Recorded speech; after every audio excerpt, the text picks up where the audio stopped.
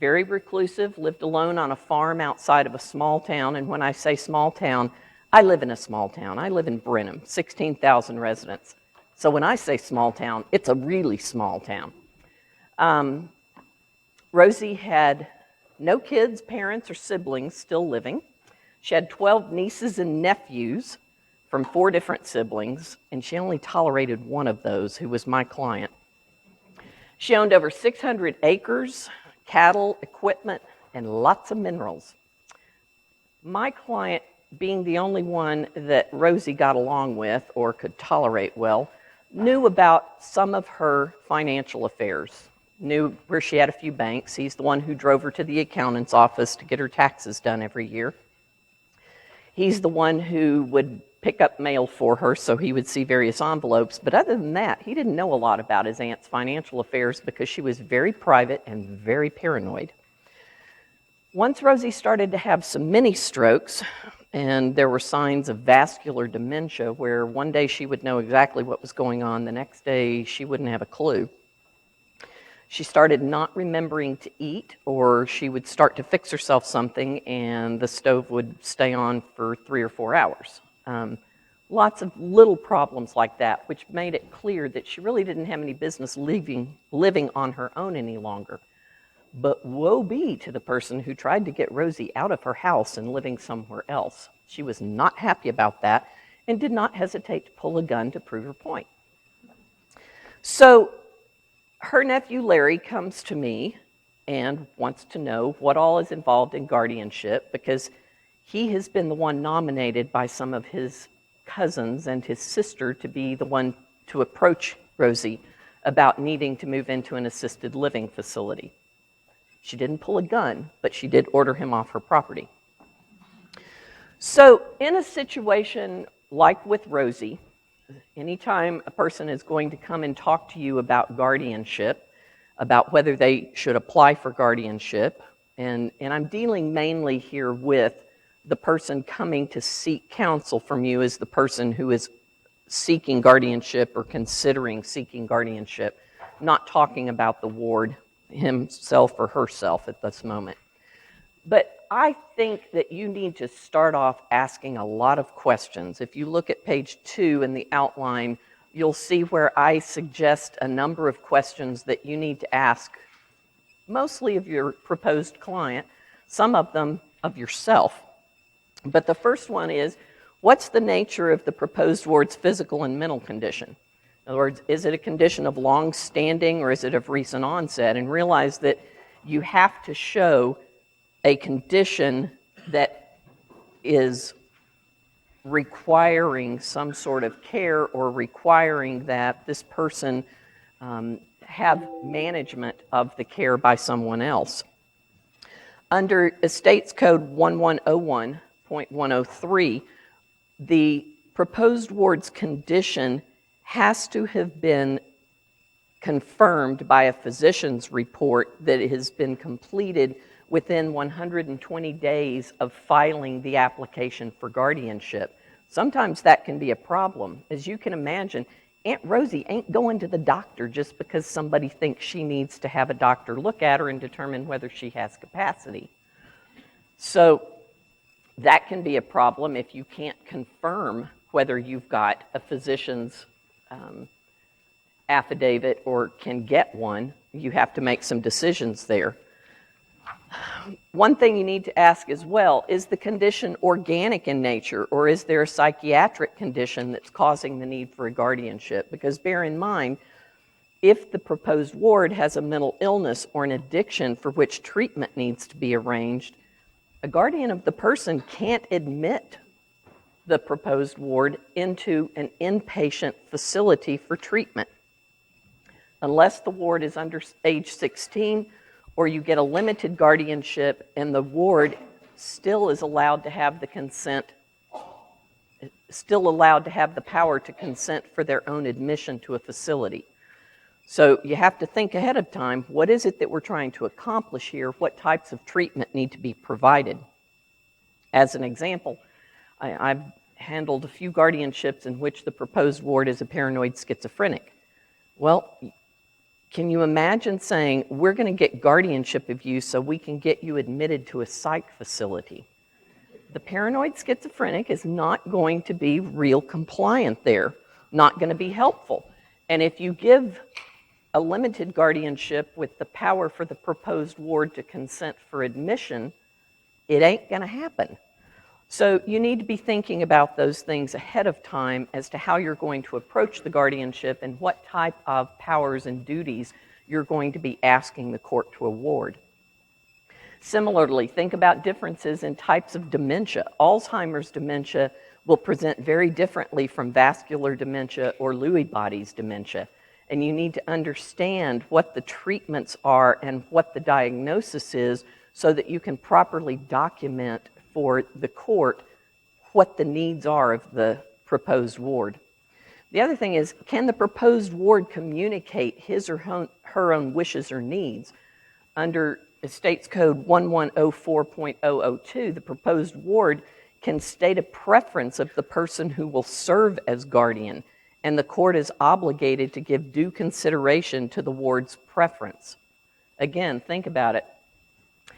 If my client is the one who's saying to Aunt Rosie, I think you need a guardian, do you think that Aunt Rosie's going to choose my client to be the person that's going to take care of her? No, she's mad at him. She's going to choose someone else. So you need to think about how you're going to approach the appointment of a person as guardian. This sounds kind of mean, but one tip I'll give you. If the proposed ward is adamant that they don't need a guardianship or that they don't want your client to serve as guardian, don't make it easy for them. Don't give them the ride to the courthouse for the hearing. The court has to make a finding at the hearing for appointment of a guardian that the proposed ward is either in the courtroom and has appeared, or that it's not in the proposed ward's best interest to appear, either because of the type of condition that they have or because they didn't show up.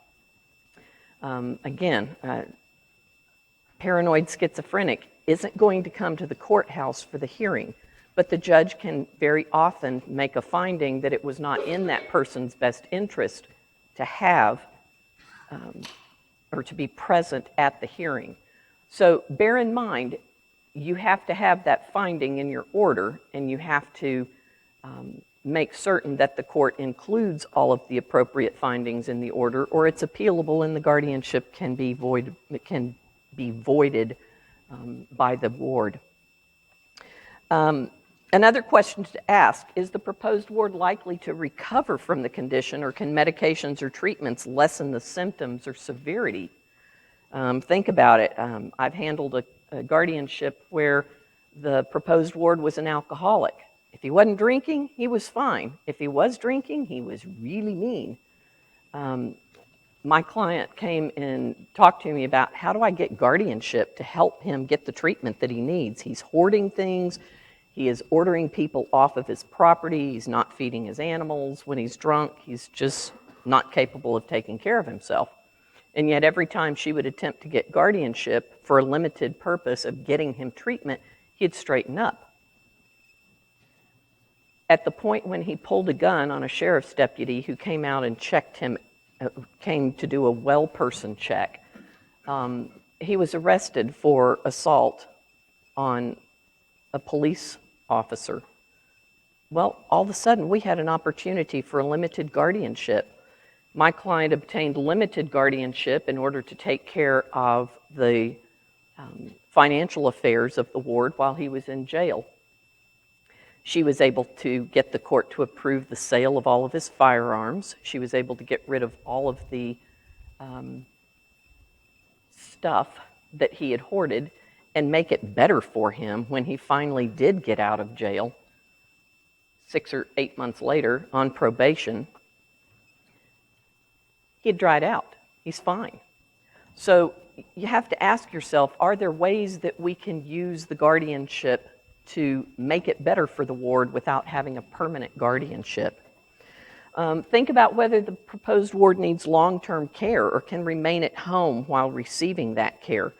Often it's not necessary to get a full-blown guardianship. You may have a limited guardianship for the purpose of arranging for in-home care and making sure that those caregivers are paid for.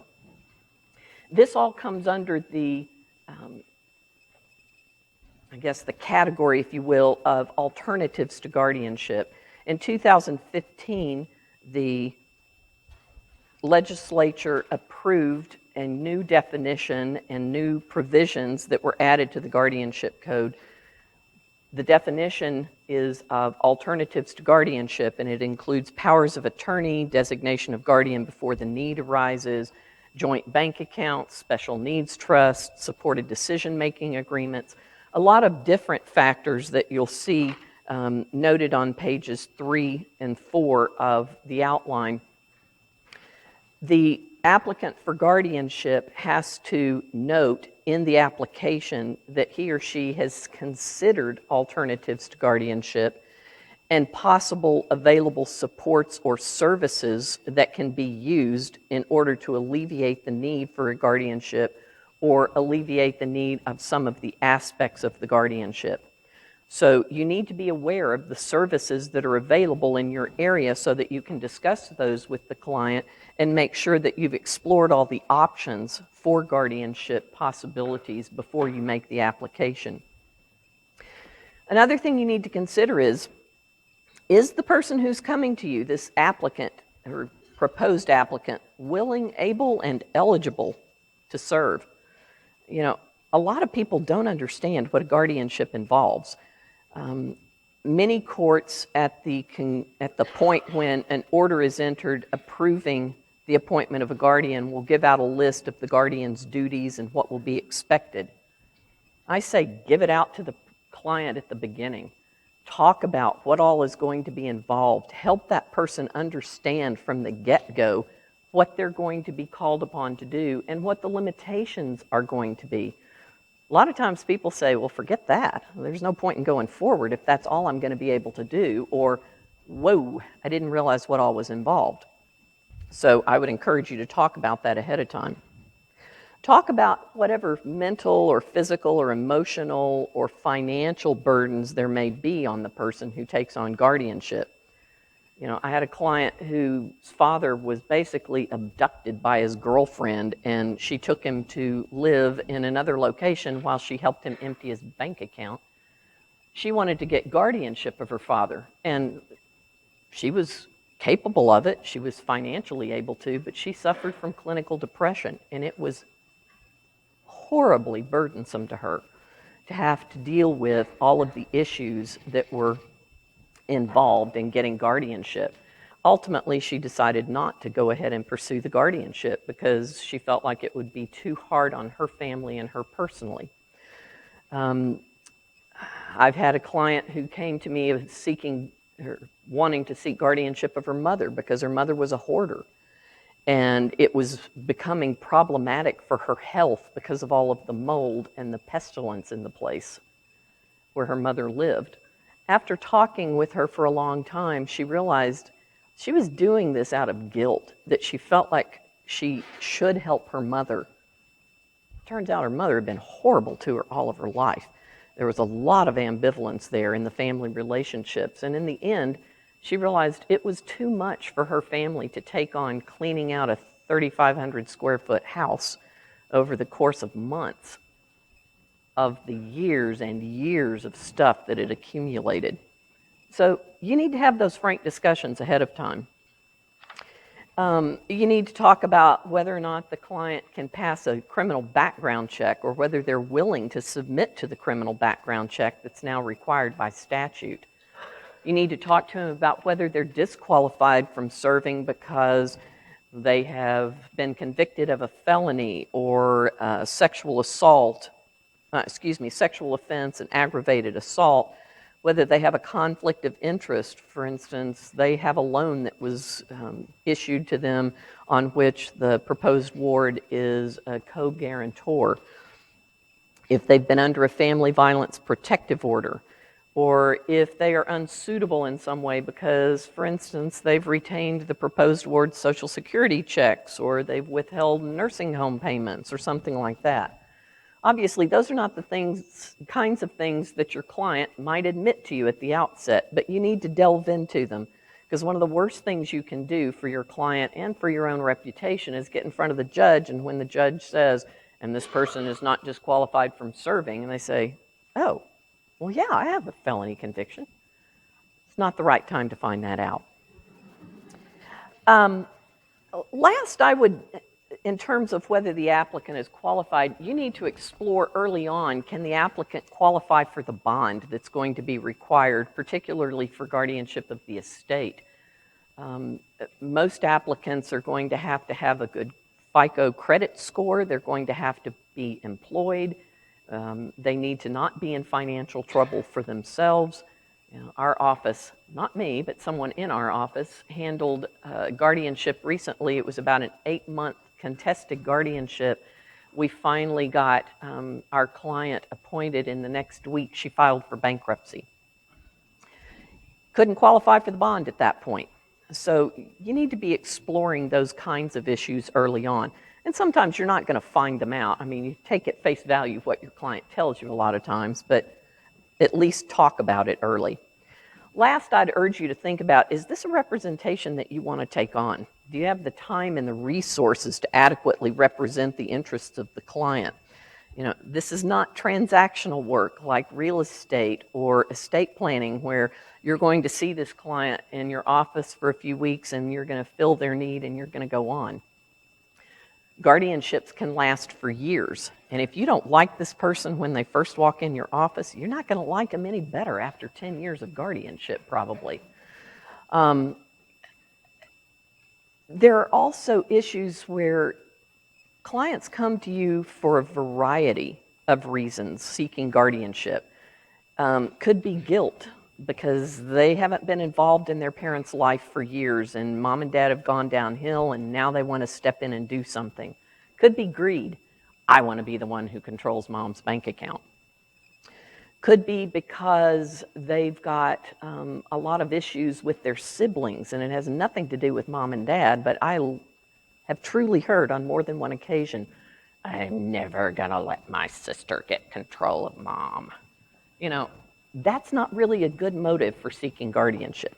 So get into those issues early on and find out what exactly is going on within the family and within your client's own family to make sure that this is somebody that you're really going to want to have a long-standing client relationship. If this case doesn't feel right to you, if this representation doesn't feel right to you, give yourself permission to decline it. You're going to do yourself and that person a favor. And you're most likely going to avoid some malpractice later on down the road. So if you do take the case, what then? First of all, you're going to have to complete your application in order. I don't talk about that a lot in the paper. I have given you on page 2 some resources for forms and for advice. The Texas Guardianship Manual and the Texas Bar CLE Handling Your First Guardianship are great sources for finding information. One of the first things you do need to know, though, is as of 2015, all attorneys have to be certified in order to file the application for guardianship. Used to certification only applied for persons who were being appointed as a guardian ad litem or an attorney ad litem. Now it applies if you're simply going to file the guardianship application. The certification has moved from a 3-hour to a 4-hour certification, and at least 1 hour of the certification has to deal with alternatives to guardianship and supports and services. The idea being that we want attorneys who are handling guardianships to understand when a guardianship may not be appropriate before they go off and file the guardianship application. Some things that you may want to anticipate or address at the early stage of filing the application or preparing the order. In other words, most guardianships, filing the application is not that big a deal. It's a 2-page application. You put in all the information. If there aren't any contested issues, you go and you get your order in a few weeks or however long it takes the guardian ad litem or attorney ad litem to do their investigation and to represent the proposed ward on any particular issues. But what if it's not simple? What if there are lots of things going on with the proposed ward's family or with their finances? In Aunt Rosie's case, we had 12 nieces and nephews, 10 of whom, after a few weeks, decided they wanted to be the one in charge of Aunt Rosie's finances. Not too many of them cared about Aunt Rosie until they started realizing how many oil royalty payments were coming in every month. Well, you can imagine at that point, we've got some work to do on getting everybody on the same page. Otherwise, we're all going to be arguing over who's going to be guardian rather than worrying about who's going to make sure that Aunt Rosie is taken care of best. So some of the things that you can think about if there's going to be a contest about money is, can we craft the order appointing the guardian in such a way that we relieve some of those issues? For instance, if we get one person appointed as guardian of the estate, can we give read-only access to the other 11 nieces and nephews so that they can go online and look at the Wells Fargo account and see that the money's being spent appropriately? A lot of times if you give people information, it relieves some of the strain or some of the contest issues out there. Think about opening up safekeeping agreements with various financial institutions so that you keep the guardian from having access to all of the funds. Sometimes that will relieve some of the strain. Think about a limited amount of money being placed into the guardianship checking account with a reverse sweep from other accounts. For instance, we've got a safekeeping account that holds the $4 million that was in cash in the various CDs, $4 million in cash that was in the various CDs that Aunt Rosie had at 12 different banks. Aunt Rosie got royalties in 1988, and when she would hit $100,000 in one account, she would leave it in that account and then go open another account. By the time we got to guardianship, we had all those different CDs. And we had a lot of nieces and nephews who wanted to make sure that those CDs remained in place for when Aunt Rosie died and they were her heirs. We made a guardianship checking account that could have a limit of $10,000 in it. The remainder of the funds stayed invested. This was through Wells Fargo, and each month Wells Fargo would come look at the balance in the account, reverse sweep enough money in there to get the balance back up to $10,000. The guardian never had access to more than $10,000 at a time. Again, once you start letting people know that the guardian is not going to be able to go hog wild, then sometimes people go, oh, well, if they can't go spend the money, let them be guardian. I don't really care about being guardian. I just want to make sure the money's going to be there in the end. Think about having the bank statements be given each month to all of the persons who are concerned about the money. Again, information may help them to decide that they're not as contesting as they once were. If the issues that are causing the problems within the family or the contest to guardianship are about control or access to the ward, and bear in mind, often people say that's what their issue is. It's really about money, but if you give them some access, they're not as concerned. In 2015, the legislature enacted what's become known as the Casey Kasem Law, which was that certain family members have the right to be provided access upon request to the court. The court reviews it and puts in orders that allow spouse, siblings, children to have access to visit with the ward. I say if you know that's going to be an issue, address it at the outset and put it in the order. And it's certain things like you allow the family members to speak with physicians and to obtain records, and the guardian will sign an authorization that permits those bits of access.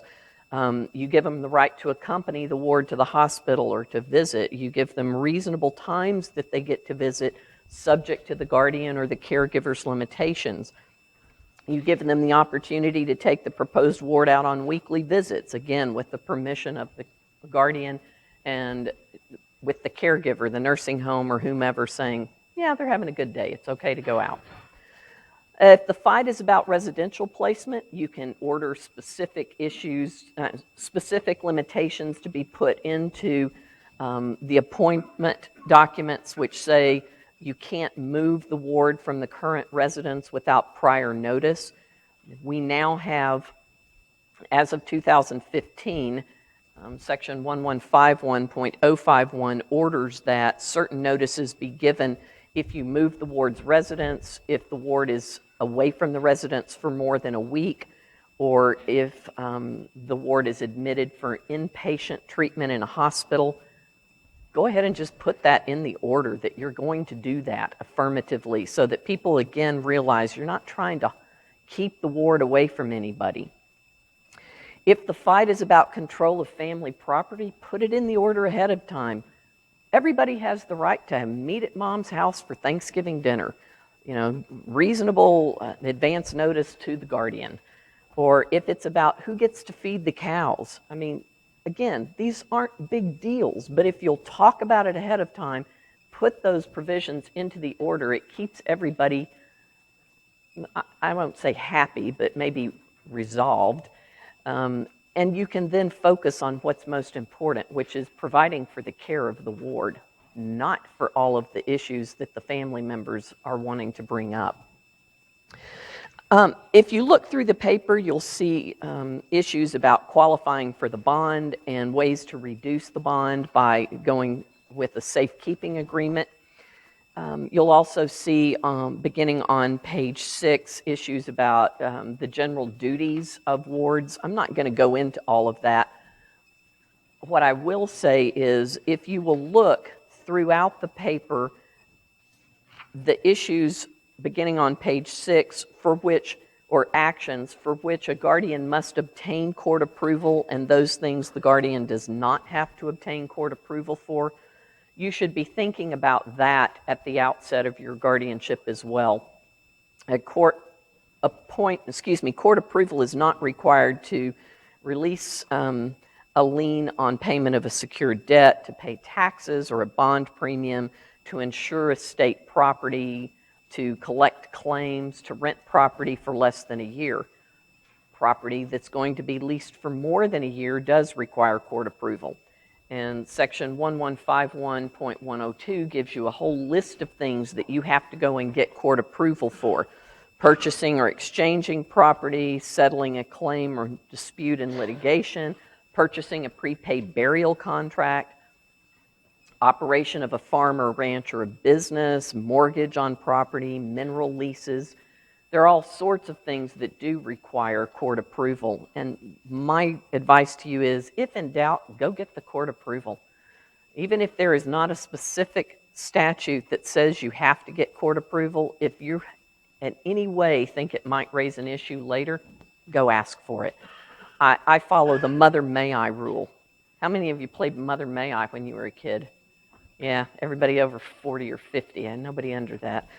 But think of it, a guardianship administration is like a dependent administration. You have to go and ask for permission for the things that you want to do, especially if you want to take a giant step. Go get Mother May I approval first. I'm not going to go through the issues with the inventory or the notices to creditors. Those are pretty standard procedural matters. Just look at the outline pages 7 and 8 for the inventory. The one thing I'll say is, make sure at the outset that you are properly identifying all of the ward's property. Go ahead and get it into the inventory, because that inventory starts off the property that you have to keep track of in order to give your first annual accounting. If your original inventory is messed up, your accounting is going to be messed up. So pay particular attention to that. One thing I am going to talk about is collecting the ward's property. I find that a lot of people don't know what to do once they get into a guardianship. Think of Aunt Rosie. Aunt Rosie wasn't telling anybody about what property she owned, the account she had. When we obtained guardianship of the person, we went in and we were ending up with a management trust. Is how we resolved the issue of who was going to take care of Aunt Rosie's property. But the management trustee wanted to know what is it that they were going to take on before they would agree to the terms of the management trust. So we went into Aunt Rosie's house and we started looking for account statements. We found the prudential annuity statements in the bathroom closet. In the dining room hutch, we found some for like 3 different CDs. We found, you name it. It was stashed all over the place. In the sewing cabinet, one of the drawers in the kitchen had another account. So you have to think cleverly about how you're going to locate property and records. I would suggest to you that at the outset of a guardianship, you pull a credit report on the ward, which will tell you any debts that are outstanding. It may help you figure out what credit cards you need to shut down. I would do an online search through public data or Westlaw or TLO. Get all the information you can on the ward. You may find that there are outstanding debts. You may find litigation that the ward is involved in. Pull all the prior tax returns to find out what income has been declared in prior years. You can do an online search of real property records. And if you have reason to believe that the ward owns property in various counties, do one in every single county. Check with nearby financial institutions. If you represent the guardian, I would send a letter to every financial institution in the area and ask, do you hold accounts in the ward's name? Ask third parties. You'd be amazed how much neighbors know, even when they shouldn't know, about the financial affairs of the little old lady living next door. And I'm going to say a dirty word for many estate planners. Discovery. Do not be afraid to send out requests for production or subpoenas. Go ahead and get the information you need to be able to properly inventory and account for what the ward has. You need to be notifying your ward early on what their duties are going to be with regard to that accounting. And I usually will give my clients a copy of a guardianship of the person annual report and a form for a guardianship of the estate accounting at the outset, so they understand the information they're going to have to be providing to the court in a year's time when they have to do their first annual reports. As for a guardianship of the estate, you need to make sure that your guardian is aware that they need to segregate their own assets from the ward's assets. They don't get to plop their money into dad's account. If you find out that your guardian has been improperly using the ward's funds or has not properly segregated or accounted for the funds, fess up early. Tell the court, oops, we goofed. Let the court know what the problem is. Get the court's approval to straighten it out so that you are insulating your client, who is the guardian, from future liability by getting the court to sign off on whatever it is you need to do to straighten out the problems that have occurred. Make sure that your client is keeping good records. And again, I tell my clients early on, just keep all the bank statements, keep all the checks, keep the receipts. It's better if you don't bring them to me in a paper bag at the end of the year, but if that's what it takes, let's do it. Just make sure that you document everything that you do as the guardian. Beginning on page 11 in the outline is information about investments that are allowed. You need to realize that the guardian of the estate has the obligation to manage the ward's property and accounts as a prudent person would do with their own accounts or property. There are certain rules in the estate's code about retention of assets.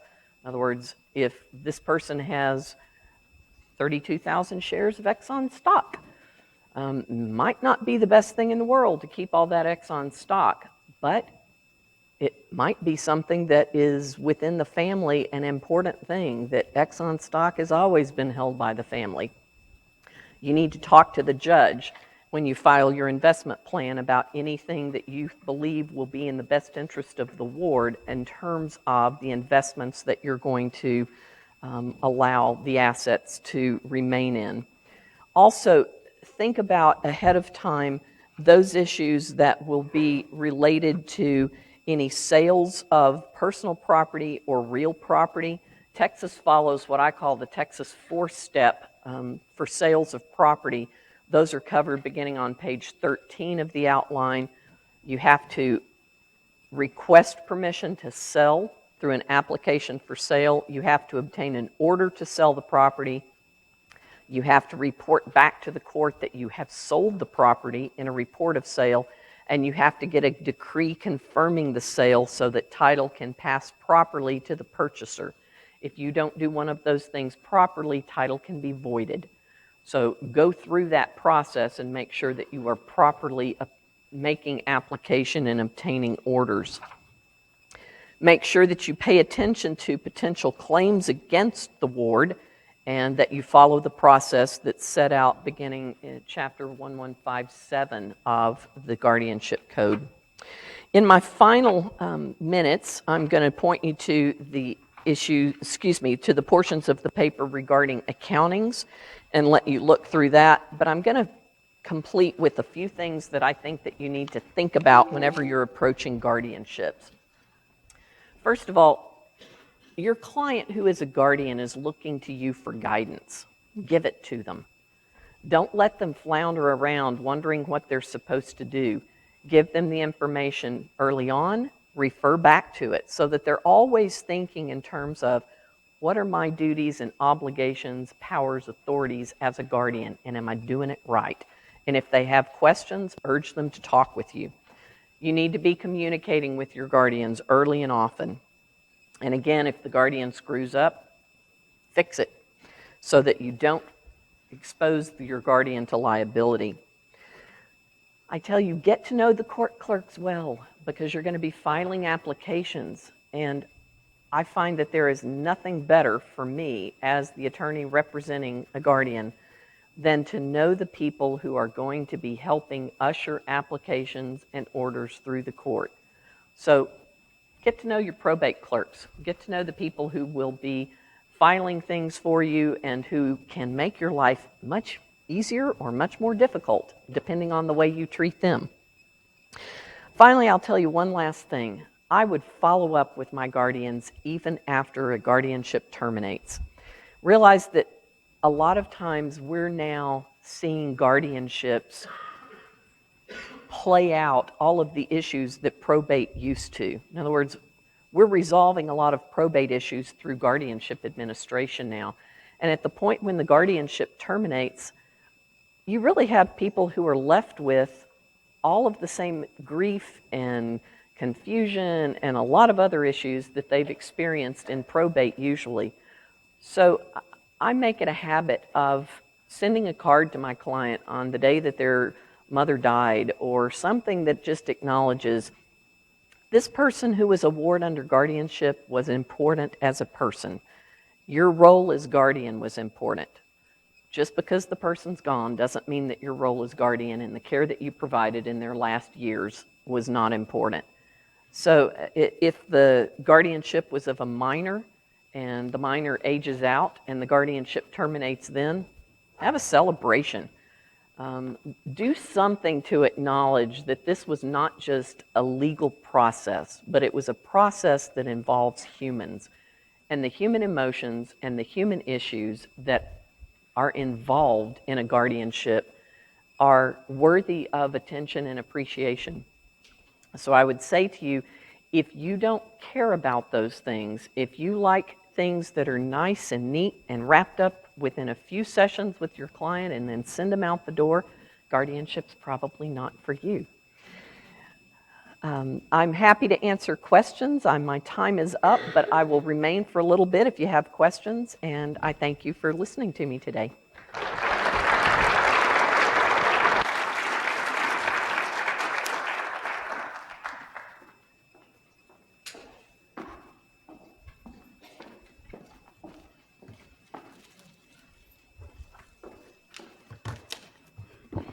Thank you, Ms. Upchurch.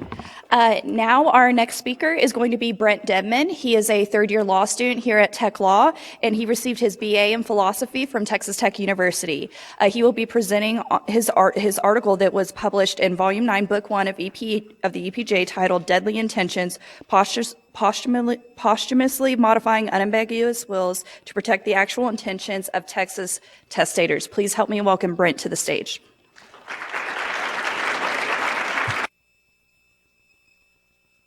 Hey, do I have a thing? Your thing? Yes. Hello, everybody. Can you hear me? Yeah, can we hear me in the back? Okay, good. Well, like Amanda said, my name's Brent Debnam, and I'm a third-year law student here at Texas Tech. I just want to start by, on behalf of EPJ, thanking you all for being here. We're certainly happy to have you, and I'm just going to ask you to bear with me because I've been a little under the weather this week. Like Amanda said, last year I submitted this paper for publication. It's called Deadly Intentions, Posthumously Modifying Unambiguous Wills to Protect the Actual Intentions of Texas's Testators. And that's exactly what my paper is about, is advocating for a position to protect the actual intentions of testators, not just the simple language of what their will is. And I want to start by briefly talking about the two different trains of thought in this area of the law. And the first is the plain meaning rule.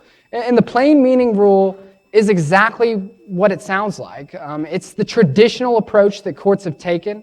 And all it means is that courts are going to enforce wills according to the plain meaning of the will.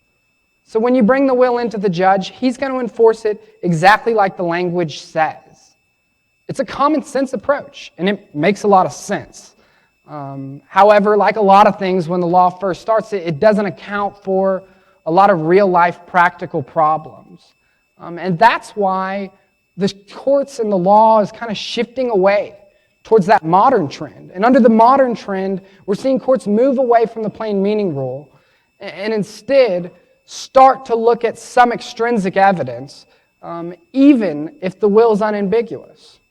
Now, there's three types of ambiguities that apply to wills, generally when we're talking in this area of the law. And the first is patent ambiguities. And a patent ambiguity just means that the language of the will is facially ambiguous. You could read it and see it's unclear.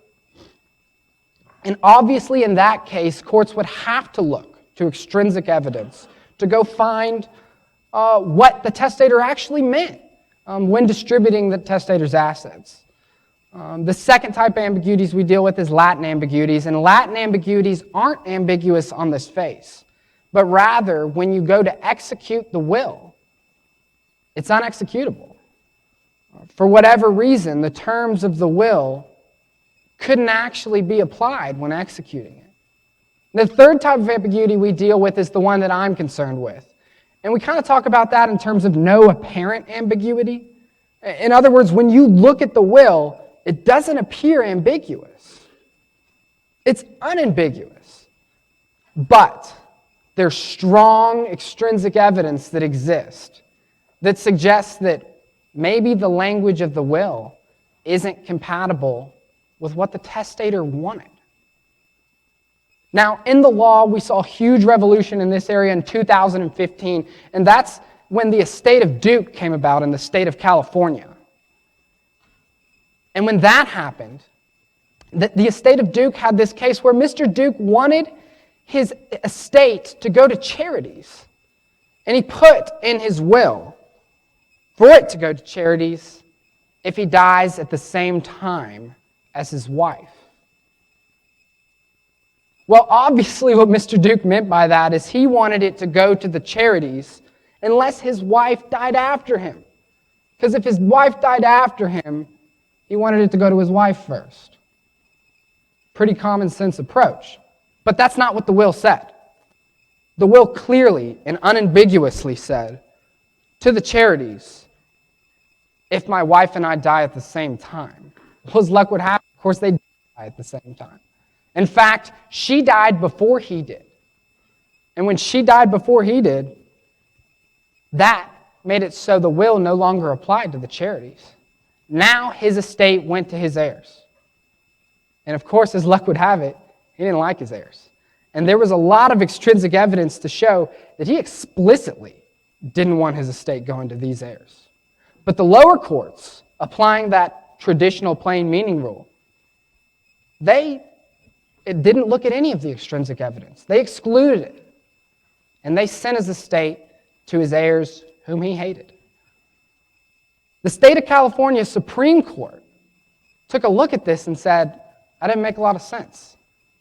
Now, they didn't have a law on point in California. They just always applied the common law.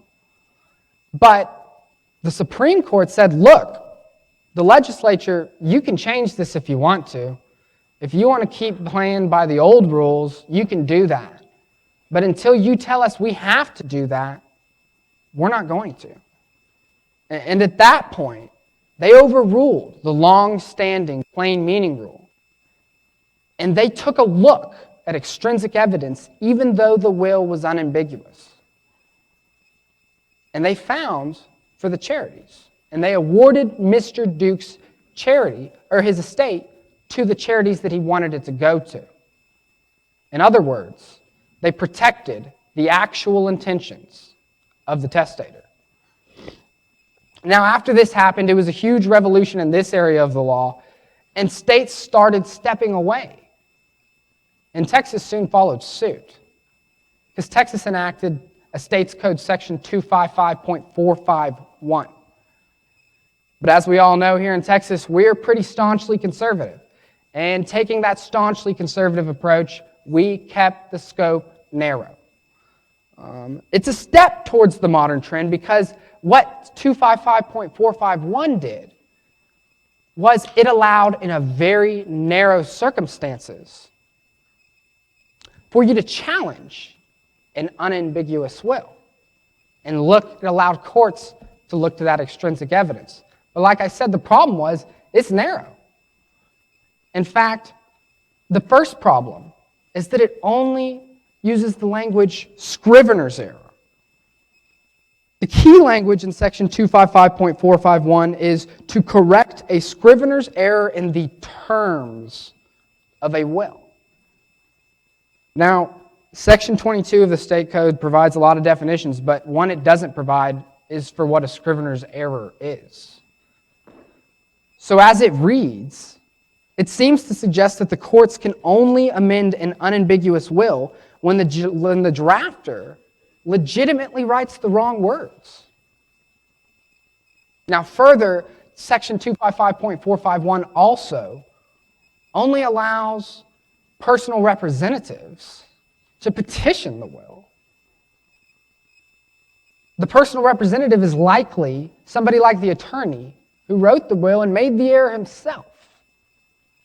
And for obvious reasons, is not very likely to petition the own will that he wrote, even if there is a mistake. Now, there's Texas laws in place to protect attorneys in this area, and the paper goes into a little more depth than that, but for our purposes here today, I'm not going to. But what I am going to do is advocate for Texas to amend section 255.451 to broaden the scope of this area, to not just account for scrivener's areas and not just allow for personal representatives to petition unambiguous wills. And so what I propose is that we amend this section to expand personal representative to include any interested person or organization. That way, potential heirs, the people most interested in what's at stake, are allowed through the courtroom doors. Now, I know what you're likely all thinking is we all know that this area of the law encourages fraud, and we see that a lot. But I want you to keep in mind that in this area of the law, in this particular law, we have a clear and convincing standard that the judge would hold all the parties to when introducing extrinsic evidence. And the judge is in the best position to consider that evidence. Now, I also propose that we expand the scrivener's area to include a mistake of fact or law, whether an expression or inducement. And this is really more compatible with the current modern trend, and here's why. It's because, as it stands, the current way that the law is written wouldn't allow for an interested party to petition a will if counsel gave incorrect legal advice. It wouldn't provide a remedy for that, because the language is a scrivener's errors in the terms of the will. not in providing legal advice. So if you give the wrong legal advice and a client relies on that, they're just shit out of luck. And the same thing goes for the mistake of fact. We can all imagine the situation where Dad wants to give his house to Joe. But Joe's sister Mildred knows Dad a little bit better. And Mildred tells Dad, Joe doesn't want the house. But Joe does want the house. But that conversation never takes place between Joe and his father. His father dies, and the house goes to Mildred. And the law doesn't account for situations like that. And what this proposal does is allows for extrinsic evidence to come in to show what Joe's dad really wanted. And it allows the judge to consider that and hold him to a clear and convincing standard. Thank you so much for your time, and I hope you enjoy the rest of our CLE.